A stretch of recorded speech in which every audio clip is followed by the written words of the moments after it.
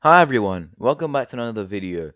So in today's video, we're going to be looking at my week one predictions and what I think week one is going to shape out as in terms of results and in terms of confidence levels, etc.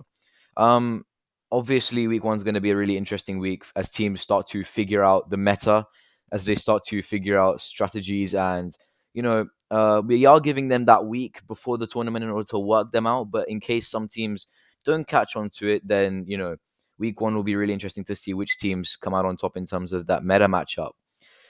So first of all, I'm just going to give my thoughts on the meta and my initial thoughts.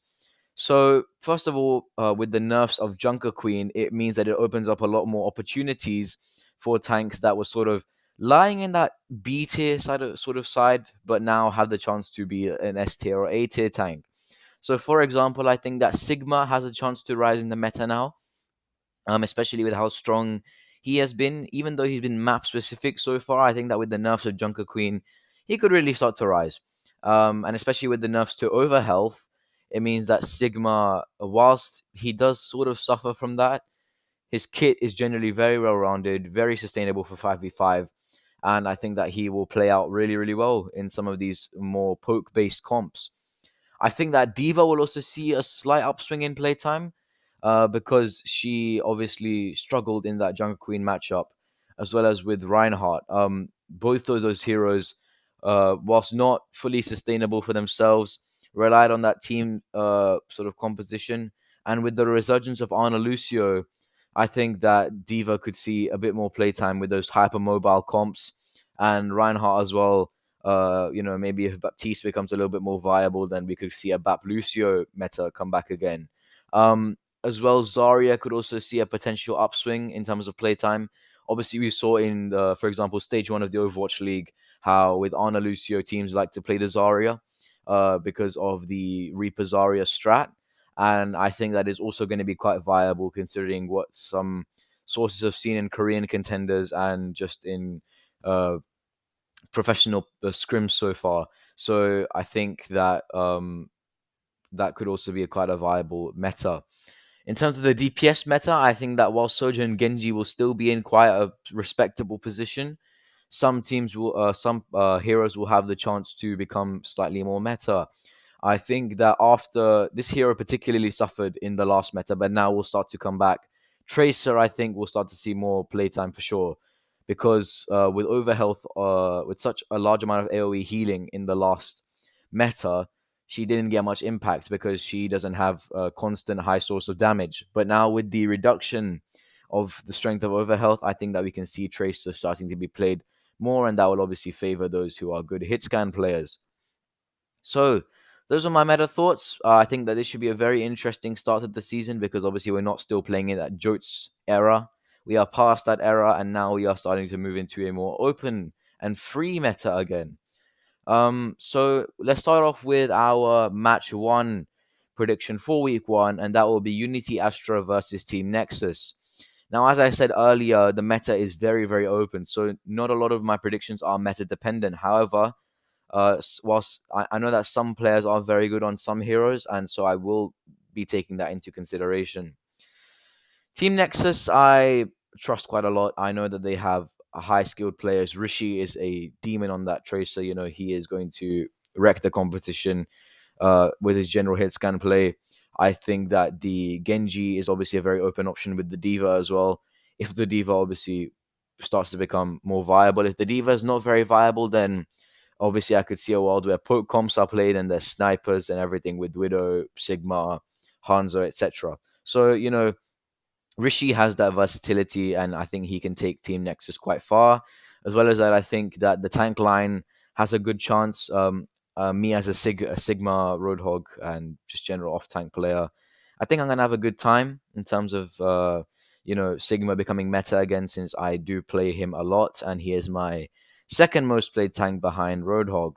Along with that, the support line should be in a better position. Obviously, Mercy hasn't seen a uh, you know, favorability in the meta so far. She hasn't seen much playtime, but that should not deter Team Nexus from being able to try out some strats with Mercy. And even if Mercy doesn't work out, then they have quite a few flexible options on the Brig and on the BAP.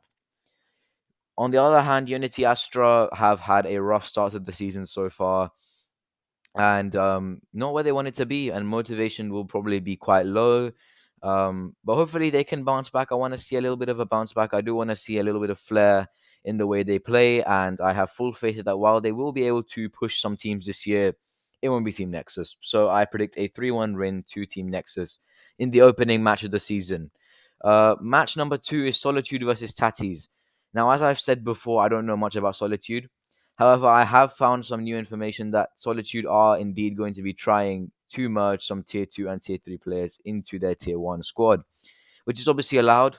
This is obviously a tier 1 to tier 3 competition, so we will allow that. And I think that will give them a little bit more of a boost in terms of expertise and overall game sense and mechanical skill. However, I still hold that trump card of, if I don't trust a team, I won't back them until I know their playstyle, until I know their skill ceiling. And so I'm going to be backing Tatties in this matchup. However, Tatties have also had a few team issues here and there. They are on a rebuild, and with that, I think that this should be quite a close matchup, closer than I thought it would be. But obviously, down to that trust factor, I will take Tatties in a 3-2 win over Solitude. This should be a good match, mid-table match of two teams who are trying to vie, in my opinion, for that third and fourth spot. And the last match of the week, guys, is a banger. It's Mirai Saints versus Absolute Zero. Power rankings rank number 1 and power rankings rank number 2 are facing off against each other. This is going to be an interesting one, I have to say. I was quite surprised when I saw this as the match in week 1, because I thought it was quite ironic that these two teams were the first two in my power rankings and the first two playing against each other. So let's talk about Mirai Saints. Mirai Saints have huge depth in their squad. Honestly, I was impressed with what I saw so far in the OCC tournament. I'm impressed with what I see in their support line. I think that it's very flexible, very strong. Their Bap and Lucio seem to be a point of strength. Their Ana also seems to be something which is, a strong link in their squad. Furthermore, I think that their Reinhardt play is also very, very good with Ghost 75 on that Reinhardt. And those moonwalking shatters, I think that they have a very decent chance of being able to pull something off here. On top of that, they have the flexibility in the off-tank choice. Obviously, with the 5v5 change, it will be a lot more dependent on the tank player. And as I said, with Sigma on the rise and Diva on the rise, the off-tank player also becomes quite important. And on that note, Noise is also a very, very strong Zarya and Diva player. So I will give that Noise as well. And obviously, I've talked about the DPS line a lot of times. I've talked about how Zoro and Slapo just pop off a lot. Zoro on that Genji is an absolute beast, and Slapo on the hit scan is just a force to be reckoned with, especially on that soldier. And yeah, I think that overall they have a very solid, rounded squad, and it's one to be feared. Honestly, I think that they are the team to watch out for in the opening stages of the competition. Moving on to Absolute Zero, I think that they obviously have picked up a few good players here and there. They have quite a lot of squad strength, but I haven't seen them play much. I haven't seen them in leagues around the Overwatch console and Overwatch community. All I know is that they've scrimmed against us once and they lost map 1. So I obviously have that still in the back of my mind. Even though there were some players who have been signed now that weren't there, it's still a factor in my mind.